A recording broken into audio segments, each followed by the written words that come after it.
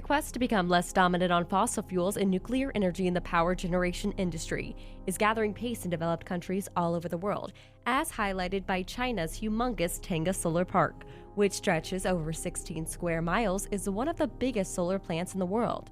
In South Korea, a massive wave energy facility, also covering some 16 square miles, utilizes an artificial wall to create tidal power, which in turn generates electricity to be supplied to homes and factories all over the country.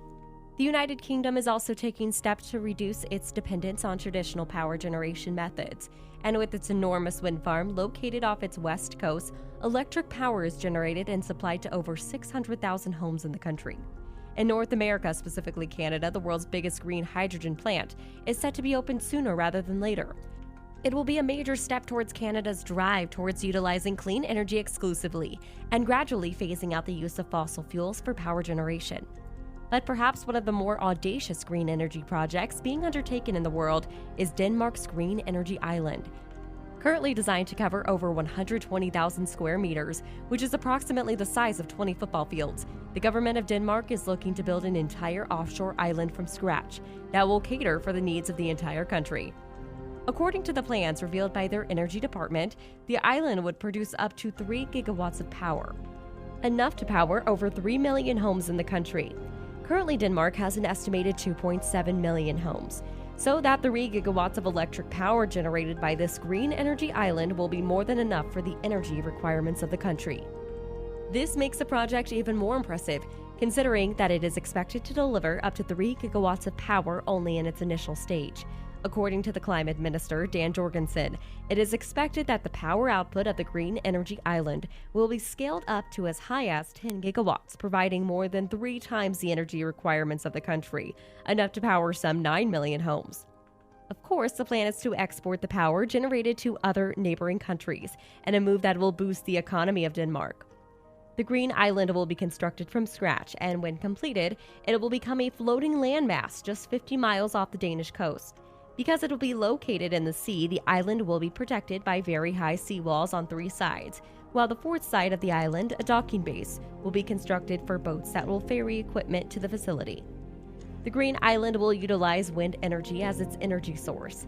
As such, the area around the island will be surrounded by incredibly large wind turbines, over 200 of them, each one being as tall as 184 meters. The Danish Energy Department has mastered the use of wind energy for power production. In fact, 40% of the power produced in Denmark is gotten from wind energy. This audacious Green Energy Island project undertaken by the Danish government is only a part of their plan to completely phase out the use of fossil fuels by 2050, a massive statement of commitment and a glowing example for other countries to follow, considering Denmark's position as the largest producer of oil within the European Union.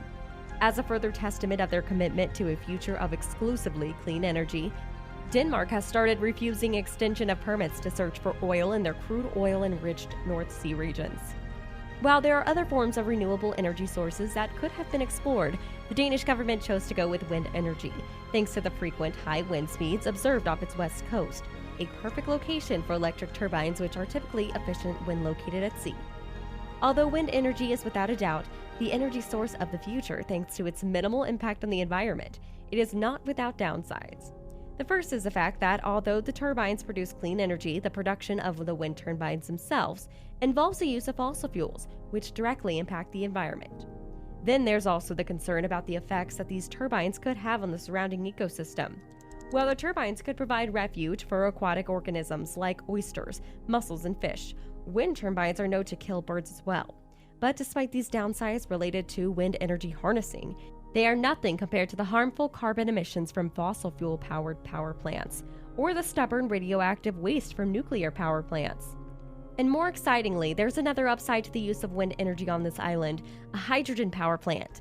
Thanks to the enormous amount of wind energy available around the island and the endless supply of water, the energy generated from the wind turbines can be used to fuel a giant hydrogen plant, helping to produce hydrogen gas in the cleanest of ways.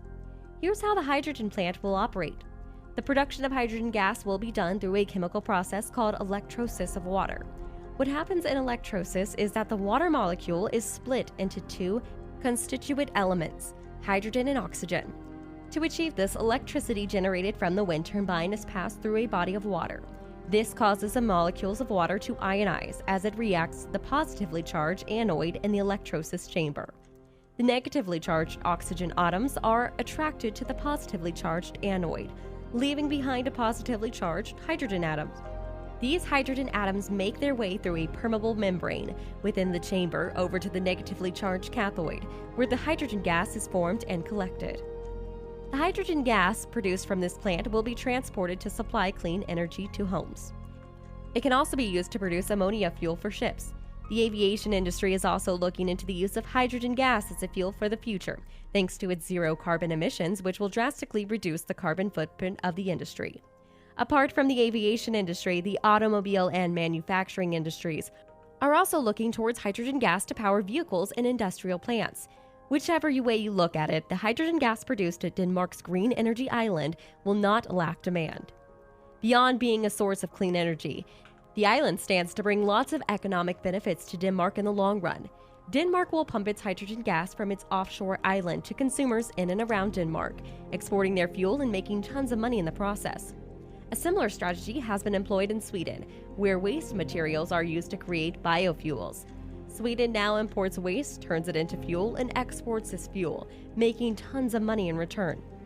Denmark will have the luxury of selling its clean hydrogen gas at a premium, thanks to its green, environmentally friendly nature. Already, Germany and the Netherlands have shown interest in buying hydrogen gas from Denmark in the future.